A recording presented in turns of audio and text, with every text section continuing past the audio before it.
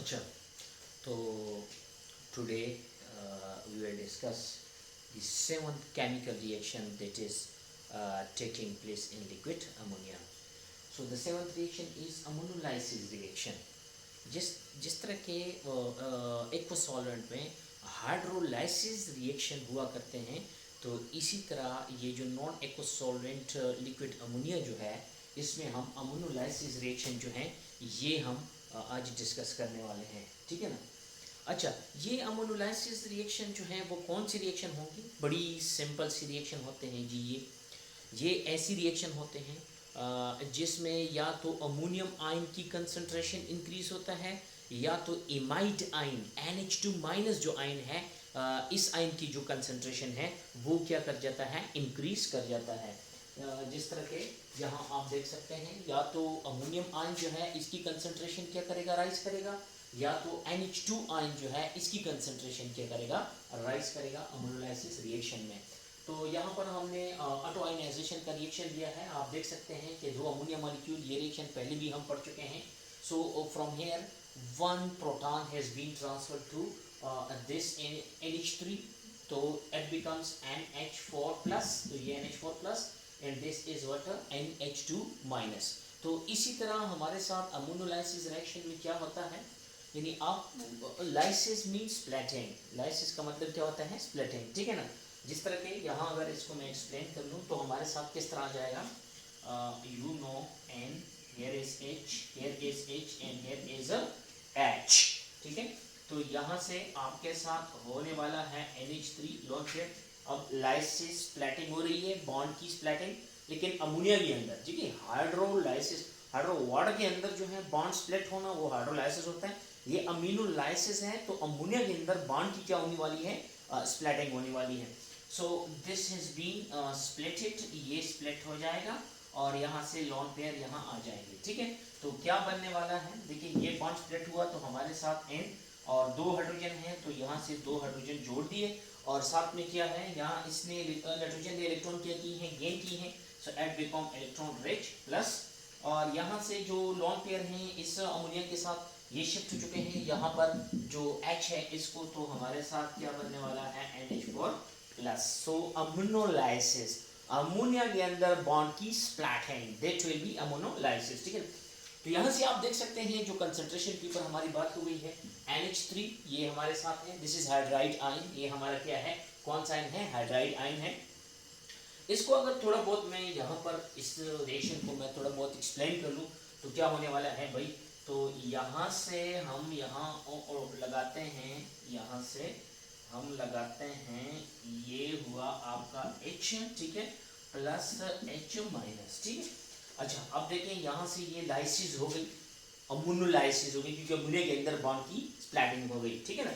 तो अब क्या हुआ, यहाँ से देखें आप लोग, ये हाइड्राइड आयन एंड प्रोटॉन, ये प्रोटॉन है, ये हाइड्राइड आयन है, this combine together and you will get H2 plus. यहाँ से दोबारा देखें हमारे साथ N, दो हाइड्रोजन है, जोड़ दें आप इसके साथ 2 और यहाँ पर minus, so the concentration of NH2 minus ion has been increased. तो सिंपल सी बात है, आपको स्टूडेंट से याद रखना है, when there is ammonolysis reaction, जब कहीं पर भी अमोनोलाइसिस रिएक्शन होता है, the concentration of NH4 plus ion, ammonium ion, may be increased, ये रिएक्शन के ऊपर डिपेंड करता है, और the concentration of imide NH2 minus ion, imide ion, that may be increased in ammonolysis reaction। जिस तरह के आप लोगों ने हाइड्रोलाइसिस रिएक्शन में पढ़े थे, तो हाइड्रोलाइसिस रिएक्शन में हमारे साथ या तो H प्लस आयन की कंसंट्रेशन इंक्रीज करती है, या तो हमारे साथ OH माइनस आयन की कंसंट्रेशन इंक्रीज करती है। So same is the case here, that in ammonolysis reaction either the ammonium ion concentration may be raised or increased, or the imide ion concentration may be increased। ठीक है, ये दो reaction थे हमने explain किए। अच्छा, अब हमारे साथ क्या होने वाला है,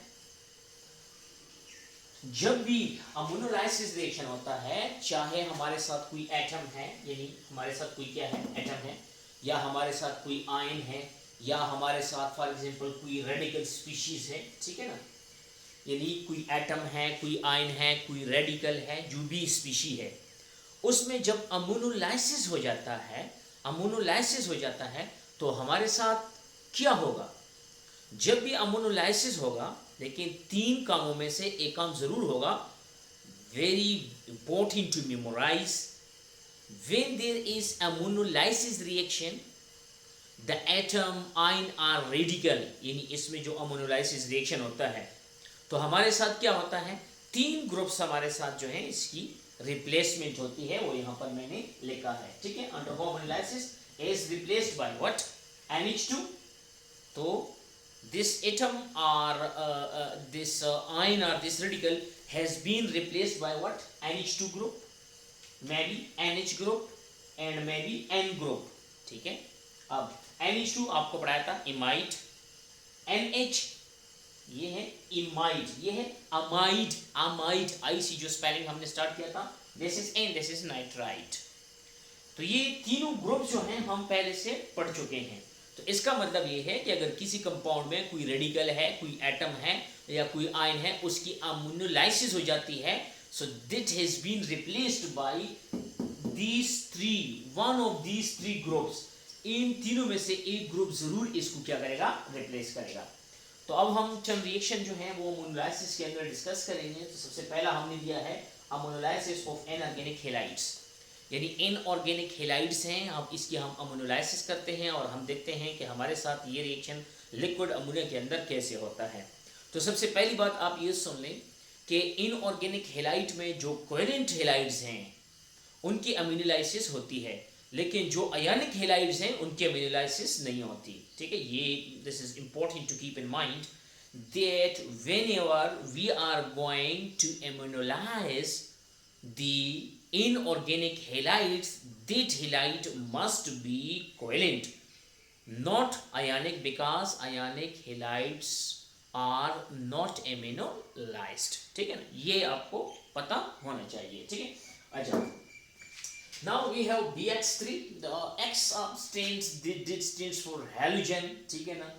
That may be chlorine, may be fluorine, may be bromine and may be iodine, anyone, ये कुछ भी हो सकता है X, ठीक है ना। कहाँ डाला, लिक्विड अमोनिया के अंदर डाला। अच्छा, जब लिक्विड अमोनिया के अंदर डाला, now there will be ammonolysis reaction. यहाँ पर क्या होने वाला है, अमोनोलाइसिस रिएक्शन होने वाला है। अब अमोनोलाइसिस में आपको बता दिया है कि भाई यहाँ पर जो है बॉन्ड जो है उसकी क्लीवेज होने वाली है, ठीक है। तो अब यहाँ इसको थोड़ा बहुत मैं इलेबोरेट करता हूँ समझने के लिए, बाकी सारी रिएक्शन फिर आप समझ सकते हैं जब आप इस एक रिएक्शन को समझ जाएं, ठीक है ना। तो यहाँ से मैं इसको मिटा देता हूँ और यहाँ से हम इसको दोबारा मेंशन करते हैं कि हमारे साथ ये हुआ H+, ठीक है, यानी ये हमारे साथ लिक्विड अमोनिया था, हमने BX3 डाला हुआ है, बोरॉन ट्राइहेलाइड है, आप बोरॉन ट्राइफ्लोराइड ले सकते हैं, क्लोराइड, ब्रोमाइड, आयोडाइड जो भी है वो आप ले सकते हैं, ठीक है। तो यहाँ से मैं लिखता हूँ B, यहाँ मैं